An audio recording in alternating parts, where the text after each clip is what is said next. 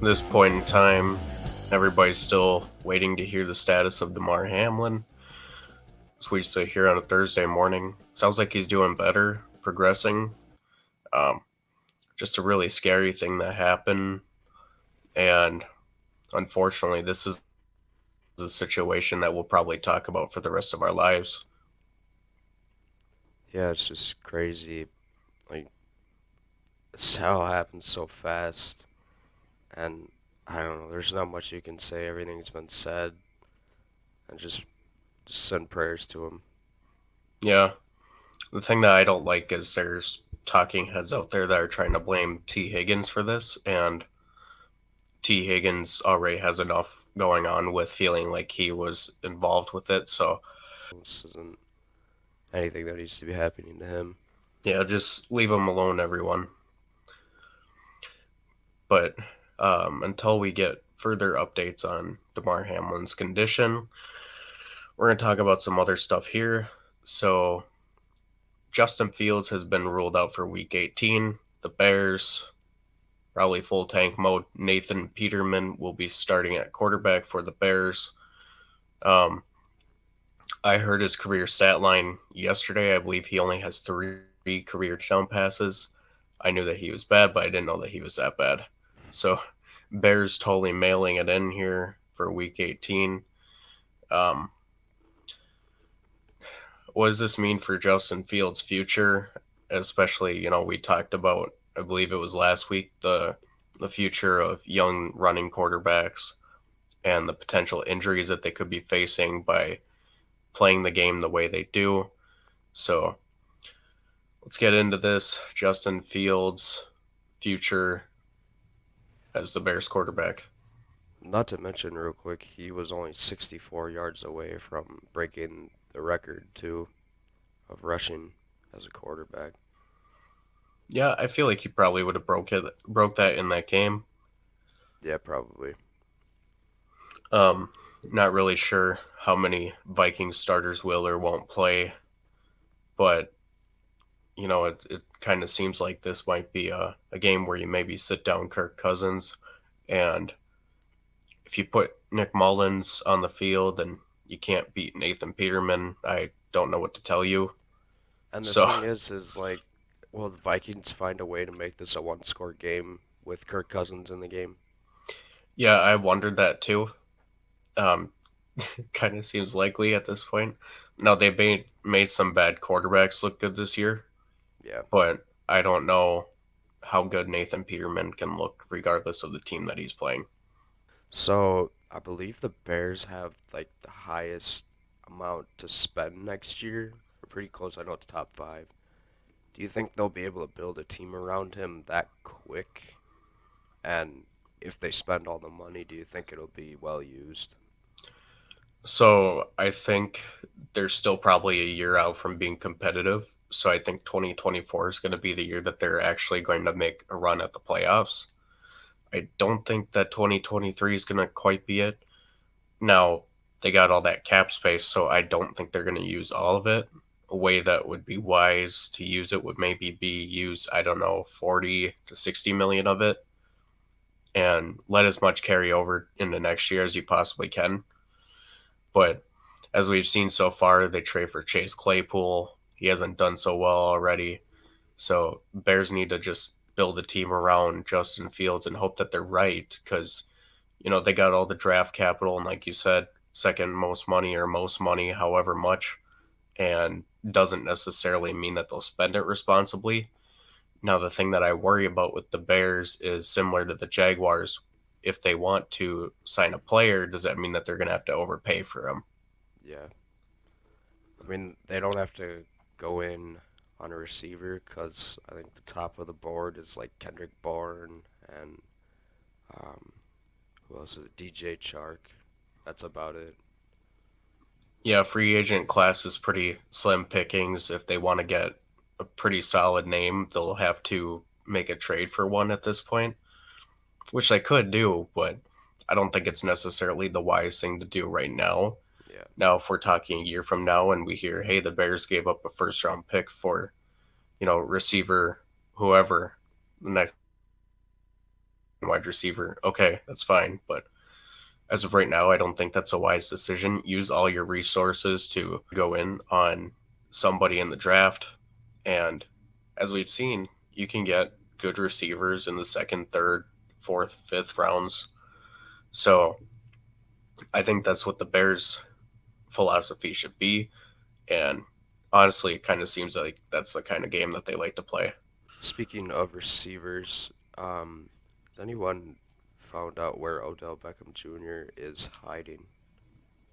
I know that there's been talks that he won't play because of an injury, but the talks were so high recently.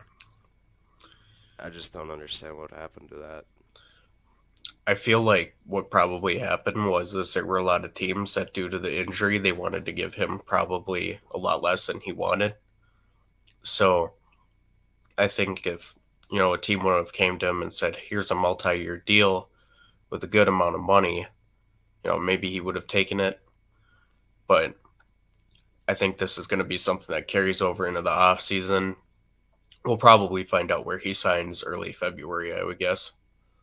So you don't think he gets signed before the playoffs? I don't. I think it's too late at this point to try to bring him in. Um, Maybe it's better for him overall. I mean, it's a year off of his body that he won't be taking abuse or anything like that. So he Yeah. could come back, sign a 2, 3 year deal with someone, and I'm sure that he'll be playing for somebody by week 1 of 2023. All right, so our boy Sam Howell is finally getting his chance, and Ron Rivera had no idea that his football team was eliminated or about to be eliminated. They asked him in a press conference, "You know that you're eliminated if Green Bay wins," and he just was completely shocked, which pretty much sums up the Commanders' entire franchise, as we say. I think he's fired, isn't he? Gotta be. I don't think there's any way that he can hold on to his job. Ron, I've heard from multiple people, he's all-time great guy and everything, but I think at this point you got to look somewhere else, and especially if they're gonna have a look at Sam Howell, or if they're gonna bring somebody else in to play quarterback, you probably got to have somebody in there that's going to develop those guys, and not Ron Rivera. I still feel like someone can squeeze out something out of Carson Wentz. I just like watching his highlights. You can't just fall off that bad without Doug Peterson. It's got to be somewhere in there. Yeah, I think a big part of it's the injury. I don't know if it was the ACL or a lot of people don't remember the year after Philadelphia won the Super Bowl. Nick Foles also led that playoff run, or whatever, however far they went. I believe they only went to the divisional round. Um, but injuries, I think, have taken a toll on him. Yeah, like you said, Doug Peterson isn't his coach anymore, but I think another part of it too is guys just don't like him. And so I think that could be a big thing too, as to, why he's maybe not getting more out of his team, or why, they're not getting more out of him. Have they come out and said why they don't like him? Just sounds like he's not really a leader in the locker room, and he doesn't really, take responsibility for the things that he should. Hmm, No, I'm not the kind of guy that's like go out there and say, yeah, it's all my fault, even for things that aren't. But I think there's something to be said about, you gotta make sure that you're shouldering some of the blame here as the leader of your offense, and frankly the yeah, leader of your team. yeah, definitely. So speaking of leader of the team, Zach Wilson, it sounds like the Jets are done with him. I know we want to get into more Derek Carr stuff with Braden, but um, sounds like the word out there right now is Derek Carr is almost certainly gone this offseason, whether that be way of trade or he's just flat out released. And I think the biggest destination, or most common destination, that people look to immediately is the New York Jets. And I know the Jets just said that they're not going to trade Zach Wilson this offseason. But I think there's something to be said about, they could use Zach Wilson to trade to the Raiders to get Derek Carr if that's something that they want to do. They could also, because I feel like Devontae Adams is almost certainly sent with him. Maybe they could trade for like Garrett Wilson too in the trade, or like one of their other receivers, Elijah Moore or something like that. Yeah, Elijah Moore is a good one that comes to mind. I don't know if he will be into that because I think a part of the reason why he wanted out was because of Zach Wilson. Yeah. But they I think you're right. Devonte Adams probably gets moved, and the part that is very difficult here, if you're talking about the Raiders from a cap space perspective, um, trading away or cutting Devonte Adams before June 1st will have a very negative impact on the team's salary cap this year. Not that necessarily matters for this season because, the Raiders are going to be trying to do everything they can to get rid of pieces and they can build it back up quickly, which is maybe a reason why you want to keep Adams, but I think he's too old to be using him as a rebuilding chess piece. Do you think they're gonna dump a bunch of money at Josh Jacobs? I hope not. I think they just need to let him walk. It sounds like, the McDaniels way is you do running back by committee, but since he was on his contract year this past season, it sounds like they just rode him into the ground to see, what they could get out of him because they probably figured he's not coming back next year anyways. Hmm. But I think he probably goes and signs somewhere else. It makes more sense if he signs with, like a Buffalo or Kansas City, a team like that, team that has a real shot at the Super Bowl this next year. What do you think he's worth?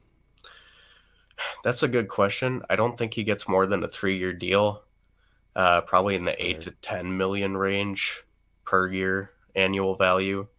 So I think if you're giving that running back the fourth year, I think that's where you start getting into the danger zone. Yeah. Same thing that we talk about with Tony Pollard. Tony Pollard will probably get more than that, but yeah, a couple of these running backs this offseason, they're going to get paid, and I think it's been quite a while since anybody has seen a running back free agent class like this, which is kind of weird because we've always talked about how running backs can be some of the most disposable players in the NFL. Yeah. I mean, not to mention how stacked this running back class is. I mean, we Yeah, could even see a potential first rounder come out of it. yeah, maybe two. I know there's two guys that have been projected to go in the first round at one point, being Bijan Robinson and Jameer Gibbs. Now, we'll see who they end up with.